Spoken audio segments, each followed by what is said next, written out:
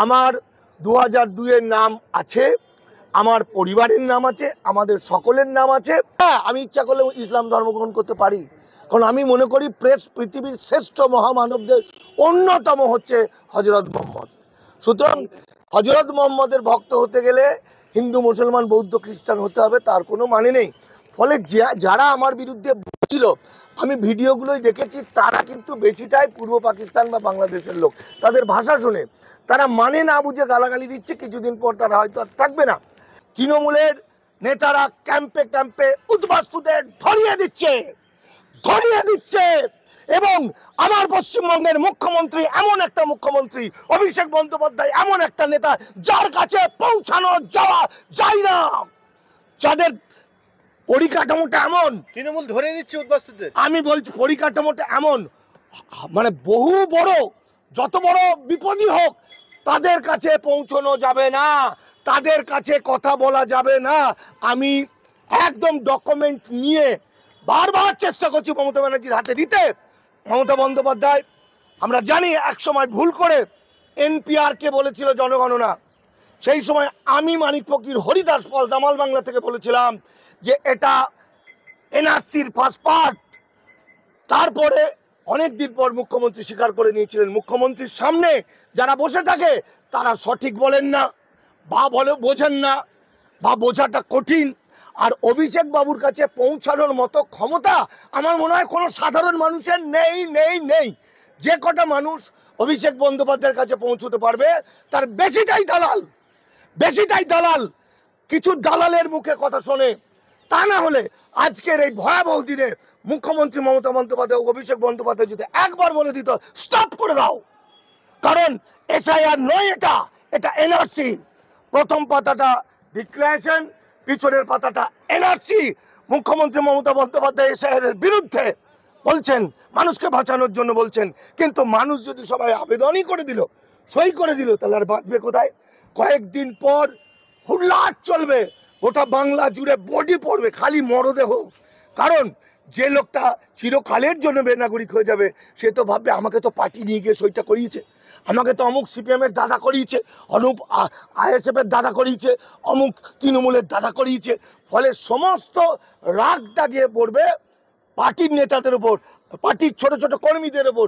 নেতারা তো নবান্নতে থাকবে, বড় বড় জায়গায় থাকবে, কিন্তু নেতাদের কিছু হবে না, হবে সাধারণ কর্মীদের। আর নওশাদ সিদ্দিকী যেটা করেছে, আরএসএস এর হয়ে মিথ্যা করে বলেছে যে মুসলমানদের ভয় নেই, অসংখ্য মুসলমান বিহারের মতো এখানেও শেষ হবে। ফলে আগামী দিন পশ্চিমবঙ্গে ভোট হবে বলে আমি বিশ্বাস করি না। আমার যুগ যুগ যুগ যুগ যুগ ধরে আমরা এপার বাংলার মানুষ। আমার 2002-এর নাম আছে, আমার পরিবারের নাম আছে, আমাদের সকলের নাম আছে।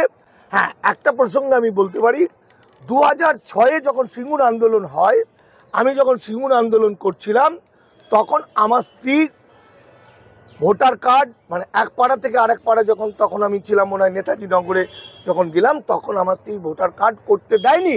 সিপিএমের নেতারা, ছেলেরা আমার স্ত্রীর ভোটার কার্ডটা কেড়ে নিয়ে বলছিল এখানে ভোটার কার্ড করা যাবে না। কেন না, আপনার স্বামী মাওবাদী। আরে সুরের বাচ্চা, মাওবাদী হলে কি ভোট দিতে পারে না? আমি মাওবাদীর নই, কিন্তু এই অত্যাচারটা সিপিএমের আমলে আমার উপর হয়েছিল। নেতাজি নগরে পুরো ভর্তি করে দিয়েছিল আমার বিরুদ্ধে পোস্টার, গণশক্তিতে এরকম করে ছবি দিয়ে দিয়েছিল যে আমি নন্দীগ্রামের সময় ছবি দিয়ে যাতে আমাকে পাবলিক মারে। ঠিক যেভাবে শুভেন্দু অধিকারী আমার বিরুদ্ধে মিথ্যা বলে 3 দিন 4 দিন প্রেস কনফারেন্স করেছিল, সিপিএমও সেই সময় করেছিলেন।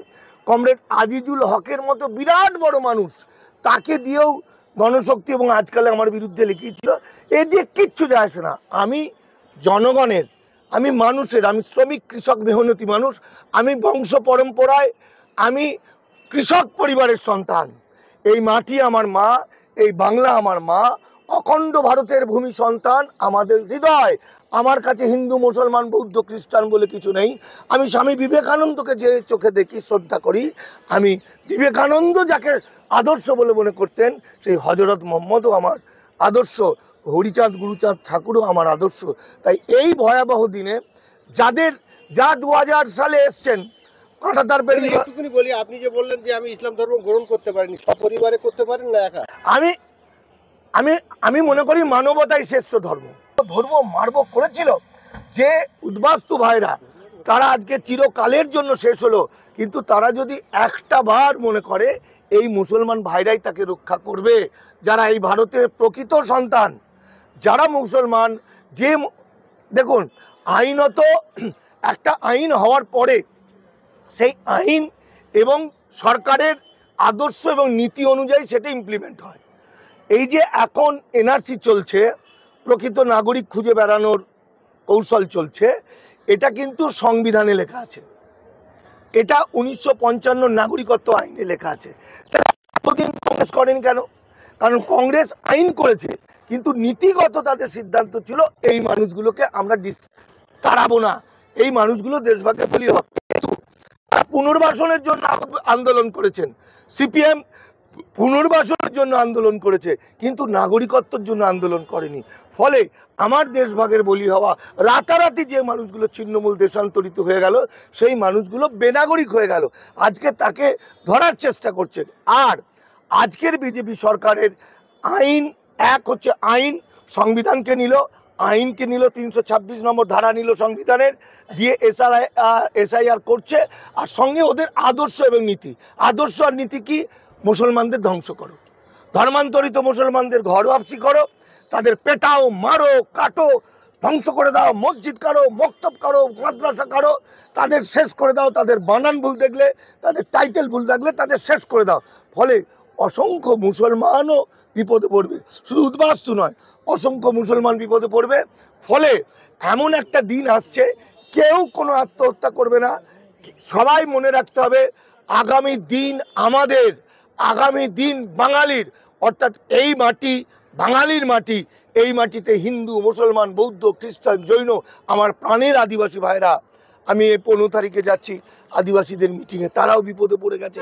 সকলকে নিয়ে আমরা একটা সুন্দর বাংলা তৈরি করব, যে বাংলায় কোনো হিন্দুত্ববাদ, কোনো মনুবাদ, কোনো শুভেন্দুর বাবা, কোনো অমিত শাহর বাবা, কোনো নরেন্দ্র মোদীর বাবা চোখ তুলে আমাদের দিকে কথা বলে আমাদের ক্ষতি করার চেষ্টা করতে পারবে না।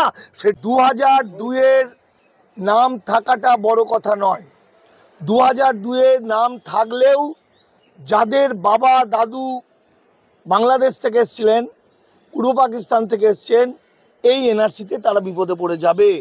এটা একটা কৌশল। 2002 থাকার ফলে উদ্বাস্তুরা তাড়াতাড়ি জমা দেবে, তাড়াতাড়ি জমা দিলে এদেরকে তাড়াতাড়ি ধরে নিতে সুবিধা হবে নির্বাচন কমিশনের।